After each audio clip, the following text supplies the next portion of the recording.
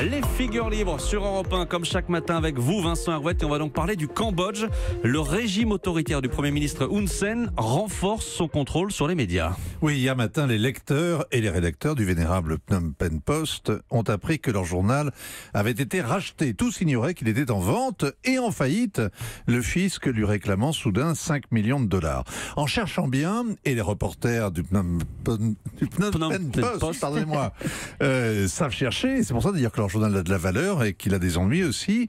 Le nouveau patron vit en Malaisie. Il s'occupe de communication, notamment celle du Premier ministre du Cambodge, l'indéboulonnable Hun Sen. Le monde est petit, le monde est sournois. Je dis indéboulonnable parce que ça fait quand même 38 ans que le camarade Hun Sen se maintient au Cambodge et maintient le pays sous sa botte. En comptant les années où il était numéro 1 bis, piaffant de devenir numéro 1, cela fait 40 ans. Ça ne lui suffit pas, ça ne suffit jamais. En juillet, il veut un rap de 5 ans, comme il a dissous le grand parti de l'opposition à l'automne dernier, poussant ses dirigeants à l'exil ou en prison.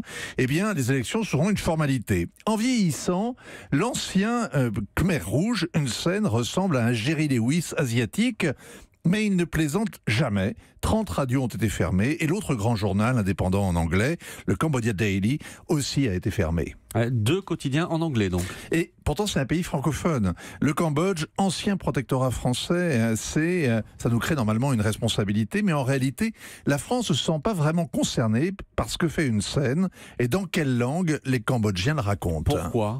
Alors la culpabilité peut-être, c'est à Paris que les principaux chefs Khmer rouges ont fait leur apprentissage dans l'agitation des mouvements anticolonialistes. C'est à la Sorbonne qu'ils ont été dressés à la lutte des classes, carburant de l'histoire, au mépris des libertés bourgeoises.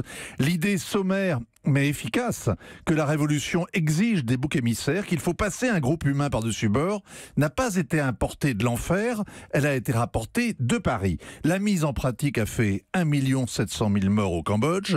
Tous ceux qui avaient été pollués par la culture ancienne devaient disparaître. Un génocide commençait, le monde titrait Phnom Penh libéré. C'était il y a 40 ans. Alors, pour les survivants du génocide, pour les Wood People, c'était hier soir. D'ailleurs, ils viennent seulement d'inaugurer un mémorial. Il est planté dans le parc de Choisy, dans le 13e arrondissement. C'est un monument modeste, dans le plus modeste des jardins publics parisiens. Il a été financé par la diaspora, pas un sou d'argent public, et après bien des embarras, la mairie de Paris s'est résignée à laisser faire.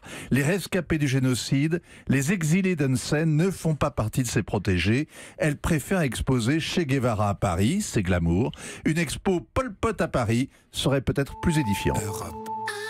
Europe 1.